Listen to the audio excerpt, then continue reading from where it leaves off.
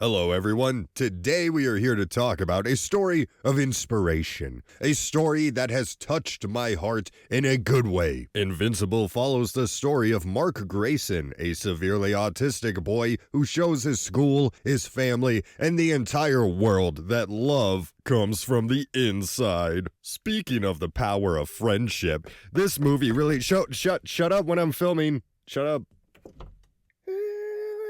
What do you mean it's the wrong show? I watched 3 fucking seasons! The Unbreakable Boy follows the real-life story of Austin Lorette, an autistic boy who was born to 2 of the dumbest parents possibly in all of film. For you see, although this movie is advertised as a family fun adventure, Dennis the Menace, but with Austin. No, this is one of the heaviest, most depressing. This movie is not about Austin. This movie is about a failing marriage, having a special needs child that you never wanted, severe alcoholism, schizophrenia, glass bone shatter fucking disease, being generational curses. It does not stop bullying. It's child abuse, neglect. It is non-stop in this movie. This is the most fucked, saddest movie I've seen all year, and the only thing that ever is there to cheer you up is Austin. Those parts that you saw in the trailer that you might have thought like, I don't know. That's literally the only thing keeping you alive during this dark pit of despair that is his family fucking life. It is insane. Zachary Levi is the most wildest dad he's schizophrenic. So schizophrenic that he has an imaginary friend. He's a grown fucking man with an imaginary friend that's always by his side. And it's not even to the point where, because they started out where they're like, yeah, when my dad's sad, he talks to his imaginary friend. By midway in the movie, his dad's going to the bar with his imaginary friend, and they're both drinking, and then because even the kid earlier, he's like, my dad talks to himself, it's like Fight Club, and they literally have the reveal, like the Fight Club, where his friend's there, they're drinking, they're wrestling, they're beating up random people, and then you get the montage where someone's looking from the outside, and the dad literally has a drink in each hand, as he says, "Boss, 2 more for me and my friend," and then he cheers the glasses between his own hands as he is shit-faced fucking drunk. His alcoholism in this movie is so out of control. It's a real storyline, and it just keeps getting worse. Everything in this movie that they introduce just keeps getting worse. His alcoholism is getting so bad. He drives both his kids home blackout drunk, and he's swerving all over. He's hitting cars. The kids are screaming. And then the next morning, his wife throws a bucket of water on him. He's still drunk.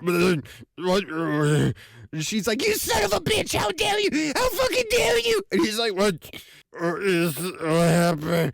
And then he looks outside, and it's like straight out of Family. His car is swerved around, did a donut in their fucking front yard, and then crashed into a tree, and then he just walks from the car and passes out in his bed. He's literally looking at her like, "Where's the kids?" Even Austin is awesome, and he's a great comedic relief in this movie. Even his autism gets worse throughout the movie, where he's fine and there's a scene where he throws a can, busts his mom's ass she's knocked out, and then he looks to his brother, and wrings his fucking neck. He's wringing his brother's fucking neck. They have to send Austin to an insane asylum. They send him to a mental facility where he is held against his own will, and they have a scene where Austin is literally hugging himself in bed in the dark, just singing, "Why can't we be friends? Why can't we be friends?" Oh my god. The movie ends because it's made by one of these religious studios, because the dad goes to AA, and there's this whole thing. You think the dad's gonna become religious because they're like teaching him all that bullshit, and then at the end he looks to his imaginary friend and he's like, I've been thinking about it. Are you God? And I straight in the middle of the theater, I was like, no, please don't, because it's actually a good movie. It's a pretty good fucking movie. And then the imaginary friend looks at him and says, "My son," and a spotlight appears, and you hear the angel symphony and his hair blows, and then he goes, nah, bro, shut the fuck up. Take a drink with me, dude. And then that's how it was. I respected it, dude, because I thought they were going to take that bullshit route, and they teased it. But nah, dude, that dad, he knew that fun was what mattered. He knew that fun was what mattered, which is why I give this movie an official check it out. Go to the movie theaters. Check it out at a discount price if you have to. See it at a, matinee time. It is worth it. Just don't go into it expecting it to be some crazy happy. It is horrible. It is depressing. It is sad. It'll make you hate life and yourself and every decision you've ever made. You will doubt yourself as a person, as a parent, as a child of God, but Austin's the man, and that's all that matters. Thanks for watching, everybody.